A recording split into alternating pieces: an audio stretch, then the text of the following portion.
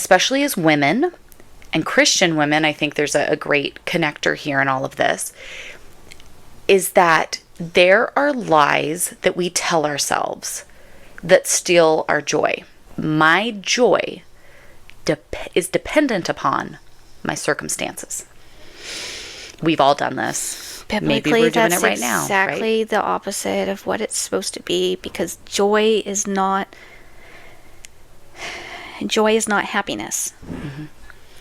Joy is a comfortable reassurance that forever is forever, mm-hmm. and that what you're working for is for forever. Yeah. Happiness is going out and going to that grocery store and buying that $30 smoothie and walking the beach because everybody's going to look at you. Yeah. That's happiness. Yeah. It's fleeting, right? Okay. Like, once happiness you're done with the Things, smoothie, right, you're done. You're and done. You throw it away, mm-hmm. and now it's done. The happiness is done. But joy comes from inside. Absolutely. Joy, like, and that's that money can't buy happiness. And it's like, well, it kind of can. Money can buy happiness because money can buy temporary. You're right. Mm-hmm. If all my bills were paid right now and I could remodel my whole house so everything was fixed and nothing was broken or irritating or difficult, that would feel great mm-hmm. for a moment. Happiness. Like if I won the lottery today, y'all would see happiness, right? Like I just think of that because that's normally what we think of, right? Usually the things that we say are making us unhappy are things because of, they go back to money in some way, right? Like, well, if I could buy this, if I could have this, that's right, I think I would be happy. Well, how come you see so many depressed billionaires? How come you see, you do, like you see so many people? Because if you think that your happiness comes from someone else's something they're doing or some amount of money that you have or some house that you buy or your life looks like your Pinterest life, right? If that's where your happiness comes from, why do you think people have shopping addictions? Why do you think people have eating problems, right? You look at all these things because they're searching for happiness.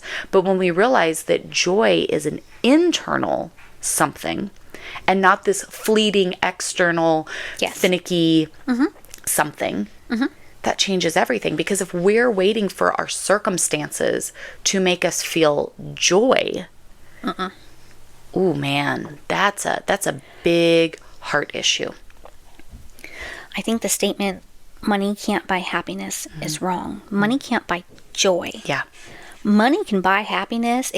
We in our family we say money can buy comfort. 1000%. It's comfortable. Sure. Your bills are paid, you're more comfortable. Everybody feels better with more money. It's to a degree. Yes. But yeah, I think when we understand, and again, if we define what our joy is, definitions are important. When we define that, you go, man, it's an Adele song. When we were going through one of the most difficult times in our life, years back, that Adele song had come out, and I'm going to totally screw it up, I'm sure, now that I'm trying to think of it, but count your blessings to find what you look for, or something like that is how she says it. And it stuck with my husband, and he was like, because you're right, when you actually sit down, intentional, I think of the word intentional at least 1,000 times a day. If you sit down and you go, what are my blessings? Like, where does my joy come from? Genuinely. We're not talking about happiness, external, like, I want to lose this much weight and have these clothes and have this car and live in this house and da-da-da, right? Like, we're not talking that. I'm talking like true joy in your life. Where does that true blessing in your life live? Think of, your husband, your children, your family, your purpose, your gifts that God gave you that just when you're serving and using them, like, that is such a blessing. That's what you're looking for. That's where your joy actually is. And so often the circumstances around us, maybe you're going through a rough patch in your marriage. Maybe you're dealing with kids and things aren't going so well right now. Like, maybe you're struggling in whatever these ways are. Absolutely. Like, struggle is real. But when you're depending upon those circumstances to be where you get your joy from, you're backwards.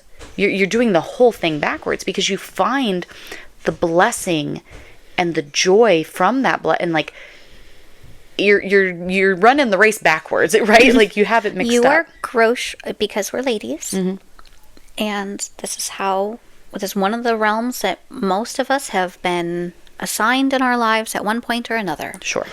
Grocery shopping, we do not go, what am I... Okay, this is a bad way of doing it. What am I missing? You go to the cupboard and you go, what do I have? What do I have to work with? What can I use right now? You don't menu plan with, what am I missing in my grocery pantry? Right. You have to go to your pantry and look at what you got before you recognize what you're missing. Yeah. And if you do it the other way, I can think of a million things in a grocery store that I don't got. Yeah, absolutely. And I could buy all of them, right? If Sure money can. allowed. And that doesn't mean that I'm going to have an edible dinner on the table It does tonight. not. Because I'm going to have a bunch of really random things Right? that don't matter. Because you did Why not. are all Americans' homes full of so much excess stuff? Because you We're didn't trying to fill the go joy. to the things that you have and look around and go, what do I have? What can I use? You looked somewhere else and said, I'm missing this. Oh, yeah. Now, trust you me, we really like thrift stores. And you can walk into any thrift store and go, "Ah, you know what I don't have I don't have one of these. Yes. Man, I really need that. I don't have one of those because you're looking in the wrong place. Yeah. You're not looking in your pantry. You're looking in somebody else's storefront and saying, I'm missing that. I need that in my life. That would bring me happiness instead of going, you know what, actually? I have this other thing right here that's been dusted up in my cupboard. Let me pull it out, dust it off, make it pretty, do the thing, put it out, display it. That brings me just as much happiness, but it's the backwards thinking of it. Yes, I so see that. And so I think we have it so wrong when we are expecting. Now, circumstances are difficult. And you can be in a very difficult circumstance and go, man, I am not enjoying this right now. That is a very valid point. Yeah, you can absolutely say that. But if I'm making my joy dependent upon that, what does Paul say, right? It drives me crazy. Everybody uses this verse so out of line. Or it says, right, I can do anything for God strengthens me. No. Thank goodness God strengthened you to do that laundry. Right. Now, obviously, God did strengthen you to do the laundry. Absolutely. But that's he not the starts- magnitude No. of the verse. It's like that's not what you put on sports apparel. No. It's what God says. Paul is telling you, he goes, I have found a way to be content with nothing. In prison, hungry, not a penny to my name, like probably I not can do in the anything. stadium doing spending all the money. I can do anything because no. the Lord will give me that strength. Yeah. And so when we look at this and we go, okay, joy depends on my circumstances. Well, Paul found perfect joy and contentment in prison waiting for death. That's a pretty poopy situation. That's a pretty bad circumstance. Yeah. So in your circumstance, which I'm guessing is probably a little bit better than that. You could be in prison and Waiting I don't for death, know maybe? I don't know how you're listening to this in prison waiting for death, but you could be. New thing for 2025, get heavenly minded home on death row.